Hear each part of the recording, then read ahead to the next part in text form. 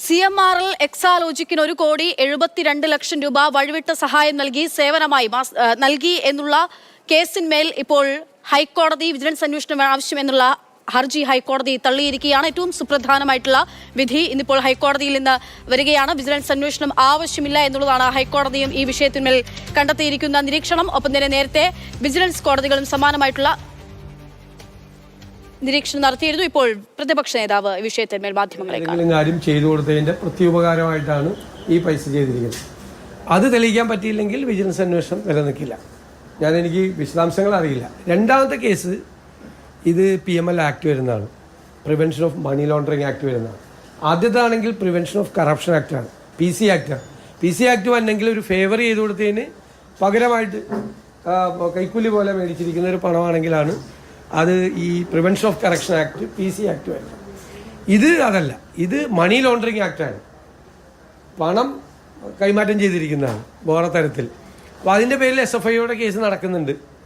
SFIയുടെ case കുറേ നാളായി നടക്കുന്നു. അത് SNC ലാവ്ലിൻ കേസ് പോലെ തന്നെയാണ്. SNC ലാവ്ലിൻ കേസ് സുപ്രീം കോടതിയിൽ, ഇതിപ്പോൾ ഹൈക്കോടതി വന്നപ്പോൾ തന്നെ ഒരുപാട് ജഡ്ജിമാർ അത് ഒഴിഞ്ഞു. ആ കേസ് എടുക്കാൻ വേറൊരു ജഡ്ജി അവസാനം എടുത്തു, അദ്ദേഹം അത് തള്ളി. അതിൻ്റെ മീതെയാണ് സുപ്രീം കോടതിയിൽ 33, 34, 35 പ്രാവശ്യമായി ഇപ്പം അത് മാറ്റിവെക്കുന്നു. ഇതിനൊക്കെ ഒരു അനിശ്ചിതത്വമുണ്ട് ഈ കേസുകൾക്കെല്ലാം, ഗൗരവതരമായ അനിശ്ചിതത്വമുണ്ട്. അപ്പോൾ അതാണ് അന്വേഷിക്കപ്പെടേണ്ട ഒരു വിഷയം. എന്തായാലും ഈ ആരോപണം നിലനിൽക്കുന്ന ഒരു ആരോപണമാണ്. കാരണം ഇവരുടെ അക്കൗണ്ടിലേക്ക് ഈ പൈസ വന്നിട്ടുണ്ട്. അവരുടെ മൊഴി അവർ വേറെ സർവീസ് ഒന്നും ചെയ്തു കൊടുത്തിട്ടില്ല ഈ കമ്പനിക്ക് എന്നാണ്. അപ്പം കമ്പനിക്ക് സർവീസ് ചെയ്തു കൊടുക്കാതെ എന്തിനാണ് പണം ഇട്ടതെന്നുള്ളൊരു ചോദ്യമാണുള്ളത്. അതാണ് ഈ PML ആക്ട് അനുസരിച്ചിട്ട് SFI അന്വേഷിച്ചുകൊണ്ടിരിക്കുന്ന അല്ലെങ്കിൽ ED അന്വേഷിച്ചുകൊണ്ടിരിക്കുന്ന കേസ് എന്ന് പറയുന്നത്. എൻ്റെ വിശദാംശങ്ങൾ പുറത്തു വരട്ടെ. എന്തായാലും ആ അക്കൗണ്ടിലേക്ക് പണം വന്നിട്ടുള്ളത് യാഥാർത്ഥ്യമാണ്. ഇത് നിയമപരമായ ലീഗലായിട്ടുള്ള പ്രശ്നമാണ്. വിജിലൻസ് കേസാണോ നിലനിൽക്കുന്നത്, അല്ലെങ്കിൽ മണി ലോണ്ടറിങ് ആക്ട് ആണോ PC ആക്ട് ആണോ നിലനിൽക്കുന്നത് എന്നുള്ളത് നിയമപരമായ പ്രശ്നം. അത് കോടതിയുടെ വിശദാംശങ്ങൾ വന്നാൽ മാത്രമേ നമുക്ക് പറയാൻ പറ്റൂ.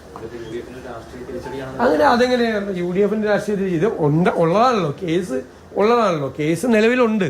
അപ്പോൾ അത് വിജിലൻസ് നിൽക്കുമോ അല്ലെങ്കിൽ PML ആക്ട് നിൽക്കുമോ എന്നുള്ളൊരു നിയമപ്രശ്നമാണ്. എന്തായാലും ഒരു കേസ് നടക്കുന്നുണ്ടല്ലോ, prevention of money laundering act അനുസരിച്ചുള്ള കേസാണല്ലോ SFI അന്വേഷിക്കുന്നത്, അത് നിൽക്കുന്നുണ്ടല്ലോ.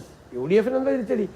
അത് ഇപ്പം കേസ് കൊടുത്ത മാത്യു കോഴൽനാടൻ അതുമായിട്ട് മുന്നോട്ട് പോകുമെന്ന് പറഞ്ഞിട്ടുണ്ട്.